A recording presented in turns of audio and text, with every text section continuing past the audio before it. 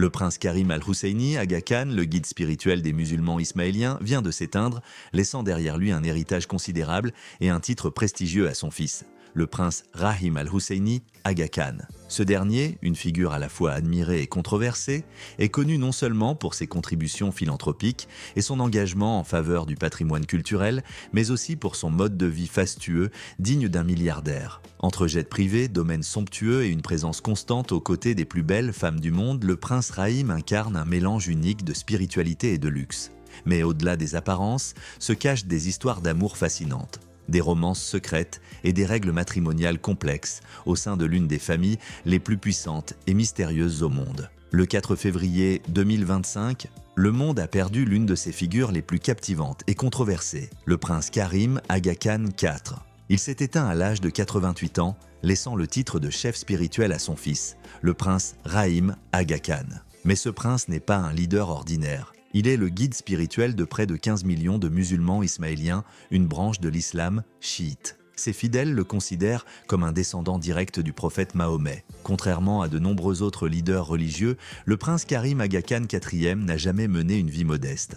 Milliardaire, il évoluait entre l'aristocratie internationale et un empire commercial mondial, comprenant des domaines luxueux, des voitures de sport et des yachts exclusifs. Son train de vie ressemblait davantage à celui d'un magnate d'Hollywood qu'à celui d'un guide spirituel. Et parmi toutes ces extravagances, une constante demeurait. Il était toujours entouré des plus belles femmes. Comment un leader religieux a-t-il pu accumuler une telle fortune? Le secret réside dans la structure unique de la communauté ismaélienne.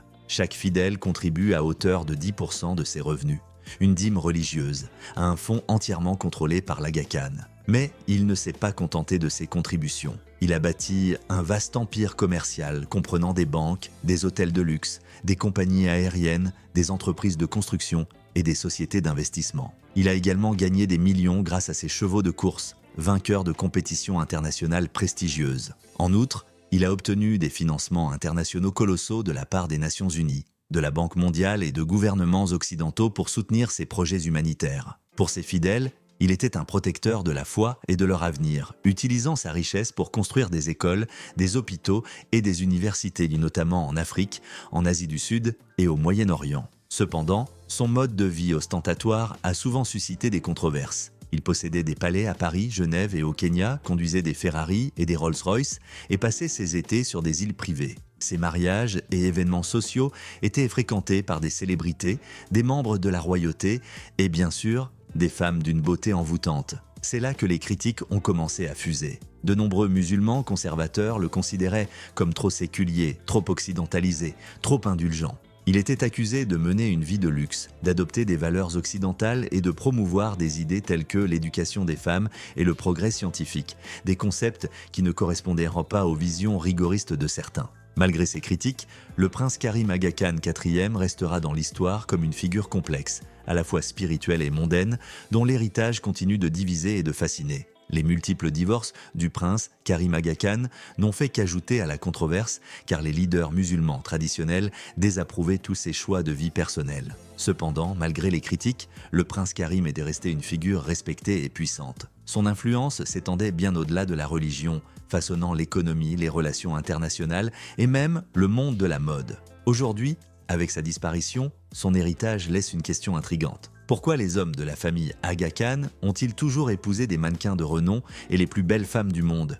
Le prince Karim Aga Khan IV a grandi à Genève, détenant un passeport britannique, mais sans territoire officiel à gouverner. Au lieu de régner sur un royaume, il a passé une grande partie de sa vie à bord de jets privés, voyageant entre ses luxueuses résidences en Europe, en Afrique et au-delà. Bien qu'il n'ait jamais eu de nation à appeler la sienne, il était l'un des hommes les plus influents au monde. À seulement 21 ans, il est devenu le centre d'attention en 1957, après la mort de son grand-père, l'Aga Khan III, héritant du rôle de guide spirituel de tous les musulmans ismaéliens à travers le monde. Une responsabilité immense, mais aussi un privilège considérable. Le magazine Forbes l'a classé parmi les 10 membres de la royauté les plus riches du monde, estimant sa fortune à plus de 13 milliards de livres sterling. Sa vie était un exemple de richesse inimaginable, des châteaux majestueux, des yachts somptueux, des chevaux de course pur sang et un approvisionnement sans fin en luxe. Et bien sûr, un homme avec une telle fortune pouvait avoir n'importe quelle femme qu'il désirait. son monde était rempli de mannequins, d'actrices et de femmes de la haute société. Et sa vie amoureuse reflétait l'exclusivité de son mode de vie. Sa première romance sérieuse fut avec Anucha von Mees, une jeune femme de 16 ans lorsqu'ils se rencontrèrent. D'une beauté frappante et d'une élégance naturelle, elle avait le potentiel pour devenir mannequin ou actrice, mais son véritable rêve était de rester à ses côtés. Leur relation dura 5 ans, mais malgré sa durée, elle ne déboucha jamais sur un mariage. Anusha était magnifique, mais cela ne suffisait pas. Son entourage souhaitait qu'il épouse quelqu'un de plus en phase avec son statut. Sa première épouse fut Salima Aga Khan, une ancienne mannequin britannique issue de la noblesse. En 1968, il rencontra Sally Crocker-Poole, une beauté anglaise, élégante, raffinée et parfaite pour la vie royale. Il la courtisa de manière spectaculaire, lui offrant des cadeaux somptueux, des bijoux exquis et une attention sans pareille. Envoûtée par son charme, Sally accepta sa proposition, se convertit à l'islam et prit le titre de Begum Salima. Leur mariage eut lieu à Paris, dans la résidence historique de l'Aga Khan, une demeure du XIIIe siècle située rue de l'Étoile. La princesse Margaret fut l'invitée d'honneur et selon la tradition, des perles furent dispersées au pied de la mariée. Cependant, ce conte de fées ne dura pas. Malgré la cérémonie somptueuse, l'Aga Khan reprit rapidement son ancien mode de vie, s'entourant de nouvelles maîtresses et de femmes séduisantes de la haute société. Les critiques à son égard ne manquèrent pas, notamment de la part des conservateurs musulmans qui le jugeaient trop séculier et trop influencé par les valeurs occidentales. Pourtant, son héritage reste complexe, un mélange de spiritualité, de luxe et d'influence mondiale. Le prince Karim Aga Khan, quatrième, a marqué son époque, laissant derrière lui un héritage qui continue de fasciner et de diviser. Les relations du prince Karim Aga Khan suivaient un schéma prévisible. Au début, il se montrait dévoué et généreux, mais avec le temps, son intérêt s'estompa. Dans son mariage avec Sally Crocker-Poole, il offrit à l'une de ses maîtresses une bague en or sertie de diamants, d'une valeur d'1 million de dollars. Elle n'hésita pas à l'exhiber, s'assurant ainsi que les regards envieux se tournent vers elle. Ce genre de comportement imprudent précipita la fin de leur union. Les relations du prince faisaient partie intégrante de son monde et ses maîtresses n'étaient pas de simples passades. Certaines restèrent à ses côtés pendant des années, espérant remplacer son épouse. La belle italienne Melena Maff resta dans sa vie pendant longtemps, convaincue qu'il finirait par divorcer de Sally. Le mannequin autrichien Pilar Goss, qui avait posé nu pour Playboy, et l'aristocrate égyptienne Ariani Selati, qui tomba amoureuse de l'Aga Khan après la mort tragique de son mari dans un accident de polo, ne sont que quelques-unes des femmes qui se sont retrouvées prises dans les filets de sa vie sentimentale complexe. En 1984, lorsque Sally quitta Paris pour Genève, il devint évident que leur mariage était au bord de la rupture. Cet été-là, lors de vacances familiales en Grèce, elle perdit finalement patience. L'une des maîtresses de l'Aga Khan ne se contenta pas de le poursuivre, mais tenta également de s'attacher à leurs enfants. Leur mariage atteignit une fin inévitable, mais ce ne fut que le début des complications sentimentales dans la vie de l'Aga Khan. Après l'échec de son premier mariage, il ne resta pas célibataire longtemps. Son mode de vie ne changea pas. Il continua à voyager entre ses luxueuses résidences, entouré de femmes belles et sophistiquées. Malgré cet échec, il croyait toujours à l'idée d'une épouse parfaite. Une femme d'une beauté éblouissante, raffinée et adaptée à son monde. Ainsi, en 1998, il se maria une seconde fois. Sa deuxième épouse fut Gabrielle Renate May, une aristocrate et fille d'un homme d'affaires allemand prospère. Elle avait tout ce qu'il fallait pour s'intégrer à la dynastie Aga Khan. Élégance, calme et une beauté remarquable. Ces qualités semblaient être des prérequis pour les femmes de sa vie. Le 30 mai 1998, elle épousa l'un des hommes les plus riches et les plus puissants du monde, devenant officiellement la princesse Inara Aga Khan. Le mariage fut un événement somptueux mais privé, organisé dans le domaine exclusif de l'Aga Khan, près de Paris. La cérémonie fut présidée par Dalil Boubaker, recteur de la mosquée de Paris, une figure qui occupe toujours ce poste aujourd'hui, bien que 26 ans se soient écoulés depuis. Malgré la différence d'âge, Gabrielle avait 35 ans et l'Aga Khan 61 ans, leur photo de mariage dépeignait un véritable conte de fées. La mariée, resplendissante dans une robe de dentelle délicate, semblait sortir d'un rêve, son voile flottant avec grâce, tandis que des perles et des bénédictions étaient dispersées à ses pieds. Avant le mariage, Gabrielle s'était convertie à l'islam et avait pris le nom d'Inara, embrassant pleinement son nouveau rôle. Le rôle royal et pendant un temps, leur mariage semblait solide. En 2000, ils accueillirent leur fils, le prince Ali Muhammad Aga Khan, renforçant ainsi la lignée familiale. Cependant, sous la surface, des fissures commençaient à apparaître. Le couple annonça leur séparation en 2004, seulement 6 ans après leur mariage, marquant le début de l'un des divorces les plus longs et les plus acrimonieux de l'histoire de la noblesse moderne. Inara accusa l'Aga Khan d'adultère, soutenant ses allégations avec des preuves recueillies par un détective privé qu'elle avait engagé pour suivre ses déplacements à travers le monde. La bataille juridique fut complexe et s'étala sur une décennie. Elle débuta devant les tribunaux britanniques, mais lorsque l'affaire s'effondra, elle fut transférée en France, où les enjeux étaient encore plus élevés. Initialement, le tribunal français accorda à Inara 13 millions de livres sterling. Cependant, en 2011, une cour supérieure augmenta le montant du règlement à 54 millions de livres. L'Aga Khan contesta le verdict, mais face à des estimations suggérant qu'il pourrait devoir verser jusqu'à un demi-milliard de livres, beaucoup pensèrent qu'il s'en était tiré à bon compte. En 2014, 10 ans après leur séparation, le divorce fut finalement réglé. Les termes exacts ne furent jamais divulgués, mais la plupart des rapports indiquent que le montant final avoisinait les 54 millions de dollars fixés par le tribunal français. Avec la fin de son deuxième mariage, semblable au premier en termes de bataille juridique, de scandales et d'un règlement de divorce très médiatisé, l'Aga Khan sembla perdre toutefois dans l'institution du mariage. Sa prochaine grande histoire d'amour ne serait jamais officialisée par un mariage. Après son deuxième divorce, l'Aga Khan IV semblait avoir perdu confiance en l'idée même du mariage.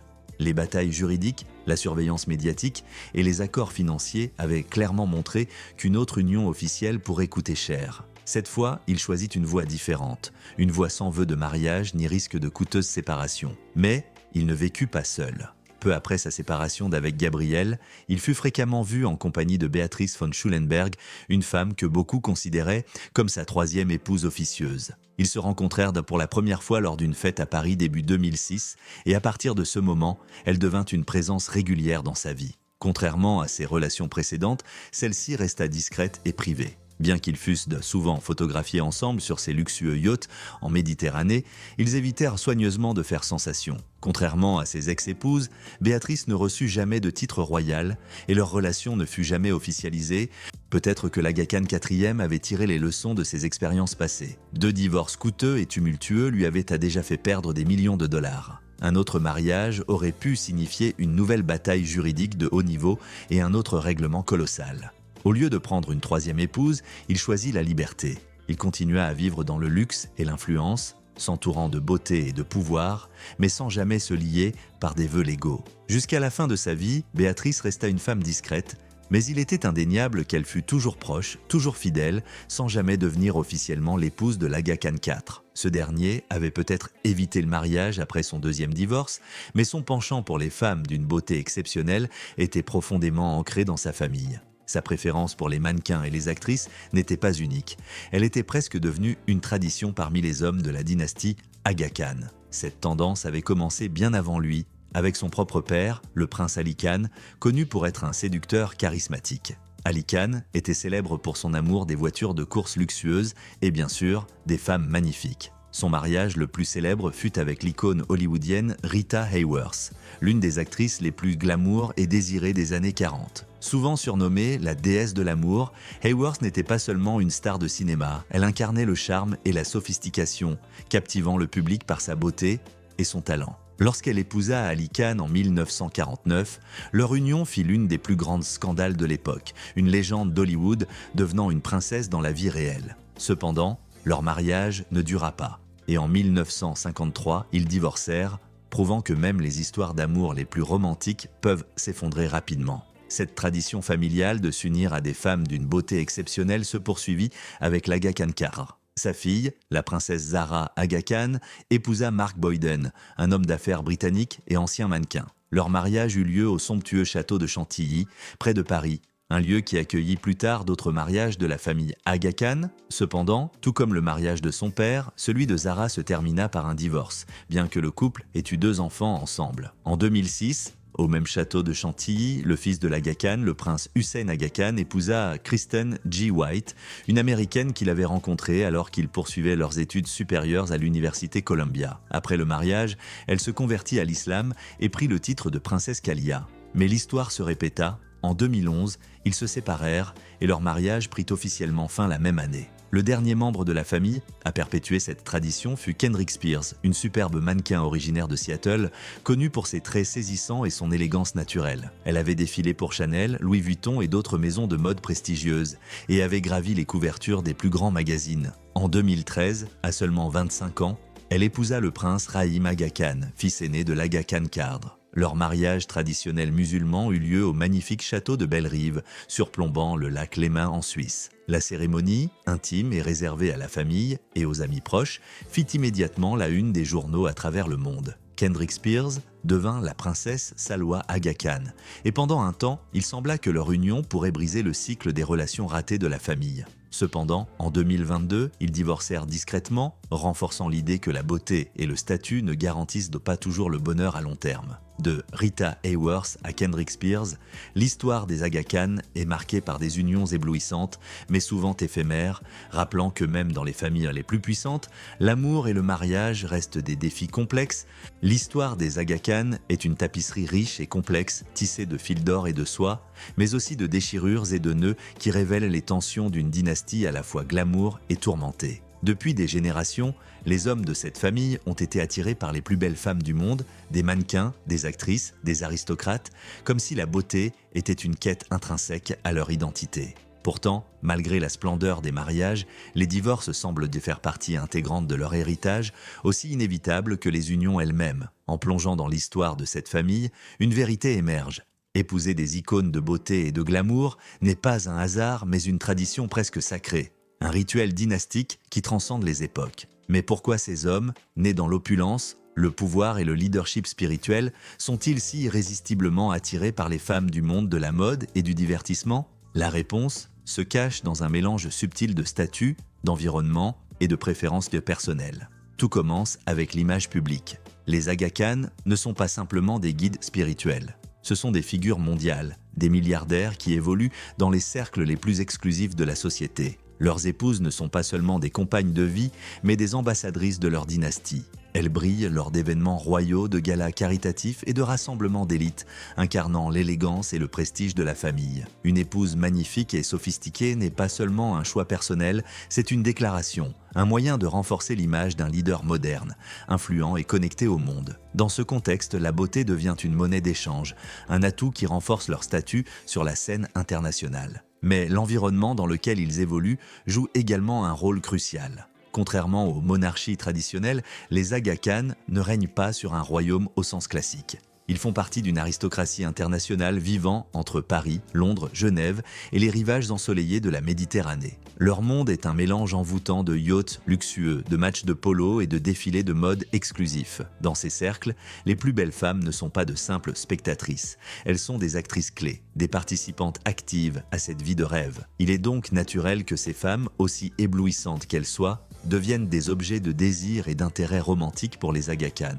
Cependant, derrière cette attraction pour la beauté, se cache une raison plus profonde, plus intime. Les Aga Khan ont toujours navigué entre tradition et modernité. Bien que leur rôle religieux les enracine dans des coutumes séculaires, leur mode de vie est résolument occidental. Contrairement à de nombreuses autres dynasties musulmanes, ils ne pratiquent pas les mariages arrangés ou les alliances politiques. Leurs choix matrimoniaux sont guidés par l'attraction, la compatibilité et souvent une quête de passion. Dans leur univers, cela se traduit souvent par des histoires d'amour avec des mannequins et des actrices, des femmes qui incarnent à la fois la beauté et l'indépendance. Pourtant, malgré des débuts dignes des plus beaux contes de fées, ces mariages ont rarement résisté à l'épreuve du temps. Les raisons de ces échecs sont multiples, mais elles sont souvent prévisibles. Premièrement, il y a le fossé culturel. Beaucoup de ces femmes viennent d'Occident, où l'indépendance et la liberté personnelle sont des valeurs fondamentales. Devenir une princesse Aga Khan signifie endosser un rôle exigeant, avec des responsabilités et un mode de vie qui ne conviennent pas à toutes. Les attentes sont immenses, et toutes ne sont pas prêtes à sacrifier leur autonomie pour entrer dans ce monde régi par des traditions strictes. Ensuite, il y a le mode de vie des Aga Khan eux-mêmes. Ils ne sont pas des maris traditionnels, présents au quotidien, ce sont des hommes d'affaires, des philanthropes et des leaders spirituels dont les agendas sont surchargés. Leurs engagements les emmènent aux quatre coins du monde, laissant souvent leurs épouses seules pendant de longues périodes. Pour ces femmes, la vie aux côtés d'un Aga Khan peut rapidement devenir solitaire, les transformant en figures royales plutôt qu'en partenaires romantiques. Enfin, il y a la question de l'infidélité. Malgré leur statut religieux, les Aga Khan ont souvent été critiqués pour leur manque de fidélité. Leur mode de vie luxueux et leur exposition constante à des femmes magnifiques ont parfois conduit à des relations extra-conjugales, ajoutant une tension supplémentaire à des mariages déjà fragiles. Ces infidélités, bien que souvent tues, ont contribué à l'érosion de nombreuses unions. Ainsi, bien que les Aga Khan aient toujours été attirés par la beauté et le glamour, leurs mariages, malgré leur éclat initial, ont souvent été marqués par des défis culturels, des modes de vie divergents et des conflits personnels. Ces échecs, aussi douloureux qu'ils puissent être, font désormais partie de leur héritage familial, rappelant que même dans les cercles les plus privilégiés, l'amour et le bonheur ne sont jamais garantis. L'histoire des Aga Khan est une saga fascinante, riche en rebondissements, en passion et en drame, qui nous plonge dans les coulisses d'une des dynasties les plus envoûtantes et mystérieuses du monde. Les mariages de cette famille, bien que souvent enveloppés dans le glamour et le prestige, ont rarement résisté à l'épreuve du temps. Beaucoup se sont achevés dans un tourbillon de rumeurs d'infidélité, de trahison et de déchirement. Prenez l'Aga Khan IV par exemple. Cet homme, à la fois guide spirituel et figure mondaine, était réputé pour sa générosité envers les femmes. Il leur offrait des cadeaux somptueux, bijoux étincelants, voyages luxueux et une attention qui semblait sans limite. Pourtant, cette attention, aussi envoûtante qu'elle ait pu être au début, avait tendance à s'effriter avec le temps. Les relations se transformaient alors en une succession d'aventures éphémères, laissant derrière elles un sillage de désillusions et de cœurs brisés. Son père, le prince Ali Khan, n'était pas en reste. Véritable séducteur charismatique, il menait une vie digne des plus grands romans. Son mariage avec Rita Hayworth, l'icône hollywoodienne aux yeux envoûtants, avait tout d'un conte de fées moderne. Pourtant, malgré la beauté éblouissante de l'actrice et le statut prestigieux du prince, leur union n'a pas résisté aux tempêtes de la vie. Leur divorce, aussi rapide qu'inattendu, a servi de rappel cruel. Ni la beauté, ni le statut, ni même la gloire ne suffisent à garantir la pérennité d'un amour. Le monde a souvent été fasciné par ces couples royaux, ces unions qui semblaient tout droit sorties d'un rêve. Mais derrière les portes closes des palais et des résidences somptueuses, ces relations ont dû affronter des défis bien réels. Les Aga Khan, comme tant d'autres, ont connu des difficultés similaires à celles de n'importe quel couple, mais avec en plus le poids écrasant de la richesse, du pouvoir et des attentes démesurées. Chaque histoire d'amour commençait comme un conte de fées, avec des promesses de bonheur éternel, mais se terminait trop souvent dans la douleur et les larmes. L'histoire de l'Aga Khan IV et de sa famille est un rappel poignant que la richesse, le statut et la beauté, aussi enviables qu'ils puissent de paraître, ne sont pas des garanties de bonheur. Malgré leur fortune colossale, leurs titres prestigieux et leur mode de vie luxueux, la souffrance et les échecs amoureux semblent avoir été leur lot. Alors, cela nous amène à une question essentielle: qu'est-ce qui compte vraiment dans la vie? Préféreriez-vous vivre une existence où le luxe et le pouvoir règnent en maître, même si cela signifie que le bonheur et des relations durables ne sont jamais assurés? Ou opteriez-vous pour une vie plus simple, moins éclatante peut-être, mais remplie d'un amour authentique et d'une loyauté inébranlable? La réponse n'est pas évidente et c'est ce qui rend cette réflexion si captivante. Je vous invite à partager vos pensées dans les commentaires. Votre avis m'intéresse profondément et j'ai hâte de lire vos points de vue. Si cette histoire vous a touché, n'oubliez pas de liker cette vidéo et de vous abonner à la chaîne pour découvrir d'autres récits tout aussi fascinants sur le monde de la royauté, de la richesse et du pouvoir. Merci d'avoir pris le temps de regarder et je vous dis à très bientôt pour de nouvelles aventures.